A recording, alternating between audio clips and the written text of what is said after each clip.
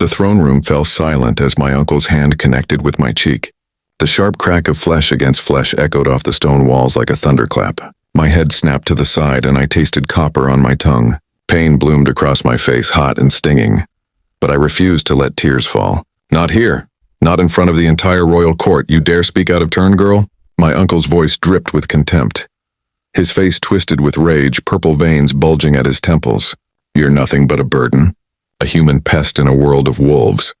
I kept my eyes lowered, focusing on the intricate patterns carved into the marble floor. My long brown hair fell forward, creating a curtain between me and the dozens of eyes watching from every corner of the grand hall.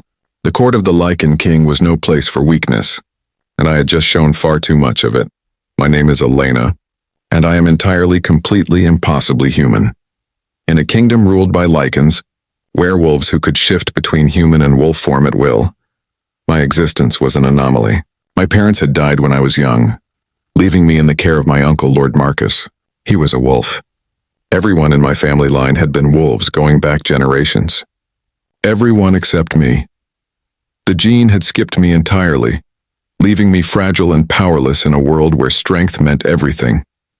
Lord Marcus? A voice rumbled through the throne room like distant thunder. Step away from the girl. The temperature in the room seemed to drop 10 degrees. Every head turned toward the massive throne at the far end of the hall. King Kael had been silent throughout the proceedings, watching with those intense silver eyes that seemed to see straight through to your soul.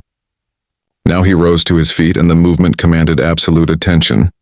King Kael was terrifying in the most beautiful way. He stood well over 6 feet tall with broad shoulders and a warrior's build. His black hair was long enough to brush his collar, and his features were sharp and aristocratic. But it was his eyes that held you captive. Silver as moonlight, they held an ancient power that made even the strongest wolves lower their gaze. Your Majesty, my uncle said, his voice taking on a simpering tone that made my stomach turn. I was merely disciplining my niece. She spoke against the proposed treaty with the Northern Pack. Such insolence cannot be. I said, step away. This time the words were not a request. They were a command that resonated with alpha power, the kind of dominance that forced submission from every wolf in the room. I felt the weight of it even as a human, like pressure against my chest. My uncle stumbled backward, his face going pale. King Kael descended from his throne with slow, deliberate steps. His boots made no sound on the marble, but each movement radiated lethal grace. He was a predator, and right now his attention was fixed entirely on my uncle. Touch her again, the king said, his voice dropping to a deadly whisper that somehow carried to every corner of the silent room. And die. The threat hung in the air like a blade. No one moved. No one breathed. My uncle's face had gone from pale to ashen. He opened his mouth, closed it, then bowed so low his forehead nearly touched the floor. My deepest apologies, Your Majesty. I meant no disrespect to you or your court. Get out of my sight. My uncle practically ran from the throne room, his robes flapping behind him. The heavy doors boomed shut, and still no one moved. King Kael stood in the center of the room, and slowly, so slowly, he turned those silver eyes on me. I should have looked away. Every instinct screamed at me to lower my gaze, to show submission, to make myself small and invisible. But I couldn't. Those eyes held me frozen, and I found myself staring back at the most powerful Lycan in the kingdom. Something flickered in his gaze, something that looked almost like recognition, though we had never spoken before. I was beneath his notice, a human girl with no power, no status, no worth. Yet he looked at me as if he had been searching for me his entire life. Come here, he said softly. My feet moved before my mind could catch up. I walked toward him on shaking legs, very aware of every eye in the court tracking my movement. When I stood before him, I had to tilt my head back to meet his gaze. Up close, he was even more imposing. Heat radiated from his skin, and I could smell pine and winter air and something wild that made my heart race. Your name, he said. Elena, Your Majesty. My voice came out steadier than I felt. Elena. He repeated it like he was tasting the syllables. You opposed the Northern Pact Treaty. Why? I swallowed hard. This was dangerous ground. The treaty had been his idea, a way to unite the fractured Lycan kingdoms under one rule. Speaking against it was tantamount to speaking against him. But he had asked, and something in those silver eyes told me he wanted the truth. The Northern Pact's Alpha is known for his cruelty, I said quietly. The treaty would give him power over the border territories. The humans who live there would suffer under his rule. They always do. You care about the humans? It wasn't a question, but I answered anyway. I am human, Your Majesty. Their suffering is my suffering. Something dark and hungry moved behind his eyes. His hand lifted, and I forced myself not to flinch as he touched my cheek where my uncle had struck me. His fingers were gentle, impossibly so for someone so powerful. His touch sent sparks racing across my skin. You're right, he said, and a collective gasp went through the court. The Northern Alpha is cruel, and the treaty as it stands would give him too much power. He lowered his hand and turned to address the room. We will renegotiate the terms. The human settlements will receive protection and autonomy. The court erupted into whispers. Lord Cassius, the king's chief advisor, stepped forward. Your Majesty, the Northern Pack will not agree to such changes. We risk insulting them. Then they can be insulted. King Kael's voice cut through the noise like a knife. This is not a discussion. The treaty will be rewritten. He looked back down at me, and I felt the weight of that gaze in my bones. You will assist in the negotiations, Elena. Your perspective is valuable.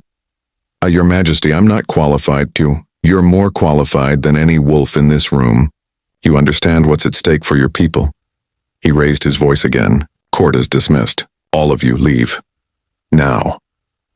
The nobles and advisors filed out quickly, though I could feel their curious and hostile stares on my back. Within moments, the vast throne room was empty except for the king and me. The silence that fell was deafening. King Kael walked toward the tall windows that overlooked the kingdom. From here, you could see the city sprawling below, a mix of ancient stone buildings and newer construction. Humans and Lycans lived side by side in an uneasy peace, bound by laws and tradition and the iron rule of the king. Do you know why I called you forward? He asked without turning around. No, Your Majesty.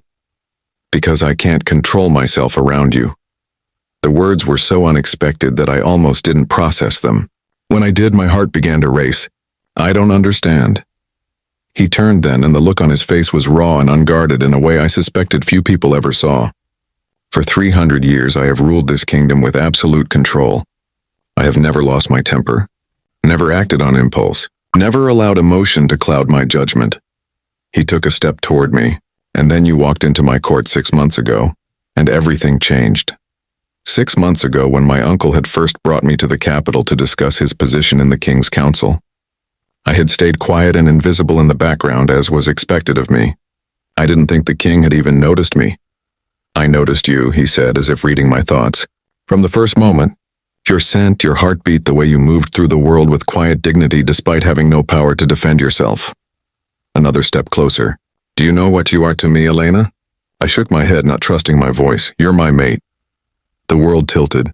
I reached out blindly and found myself gripping the back of an ornate chair for support.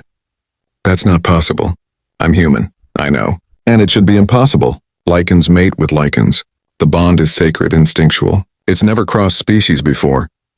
His laugh was bitter, but fate, it seems, has a sense of humor. From the moment I caught your scent, my wolf has recognized you as mine. The need to protect you, to claim you, to keep you safe, it's overwhelming. But you stayed away, I whispered, understanding dawning. For 6 months you never spoke to me. Because I was trying to control it. Trying to fight the bond. He was close now, close enough that I could feel the heat of him. I told myself it was madness, that I couldn't take a human mate, that you deserved better than a monster who battles his instincts every moment you're near. You're not a monster, aren't I? His eyes flashed with something wild. When your uncle struck you, every instinct I have screamed at me to tear him apart. If he had hit you a second time, I would have. Control be damned, consequences be damned. I would have killed him in front of the entire court and bathed the throne room in blood. The words should have terrified me. Instead, something warm unfurled in my chest. No one had ever protected me before. No one had ever cared if I was hurt or diminished or pushed aside. Why tell me this now? I asked. Because I'm done fighting it. Done pretending I can stay away from you. He lifted his hand again, cradling my face with a gentleness that contradicted his words. I want to bring you into my pack, Elena. Make you mine in every way that matters, but I need you to understand what that means. Tell me. It means you'll be bound to me, under my protection but also my authority. As my mate, you would share my power, my status, my life. His thumb traced the curve of my cheekbone. but it also means danger. There are wolves who will see you as a weakness to exploit, who will try to hurt you to get to me, and I cannot promise I will always be able to control the beast inside me when it comes to your safety. I should have been afraid. Any reasonable person would have been. But as I stood there looking up into those silver eyes, all I felt was certainty. I had spent my whole life being powerless, invisible, dismissed and diminished because I was human in a world that valued only strength. My uncle treated me like a burden.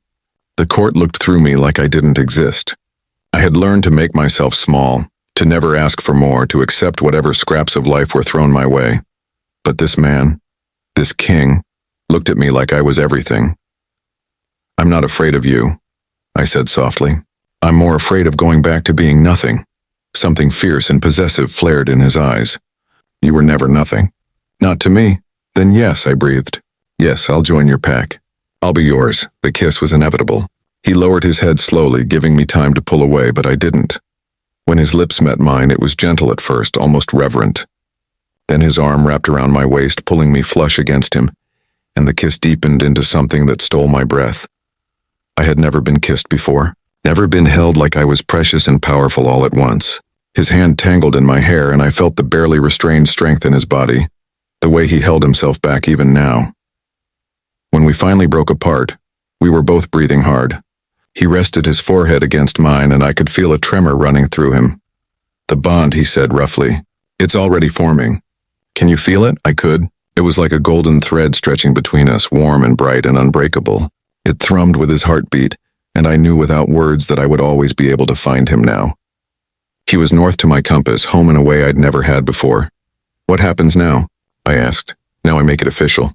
Tomorrow, before the pack, I'll claim you as my mate. There will be resistance from the nobles. They'll say you're unsuitable, that a human queen weakens the throne."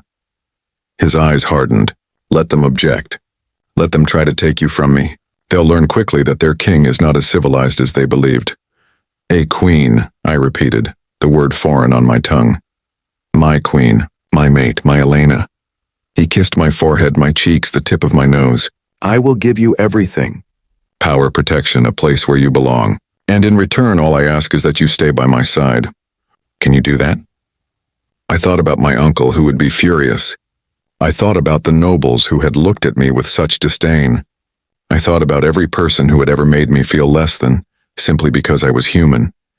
And then I thought about silver eyes and gentle touches. About being seen and valued and chosen. About a king who would rewrite treaties and risk his throne just to keep me safe. "Yes," I said, "I can do that." He smiled then, a real smile that transformed his face from intimidating to breathtaking. "Then you're mine, Elena. From this moment until forever." "And you're mine," I replied, surprised by my own boldness. "Always," he promised. I tried to fight this bond, tried to stay away, but I can't control myself when it comes to you.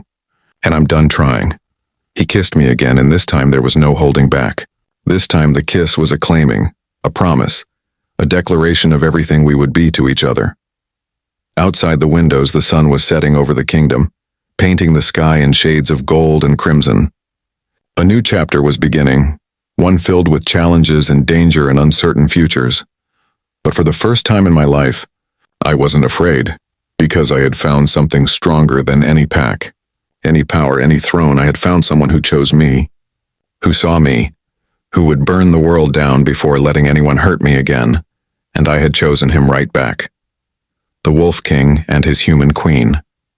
It was the beginning of everything.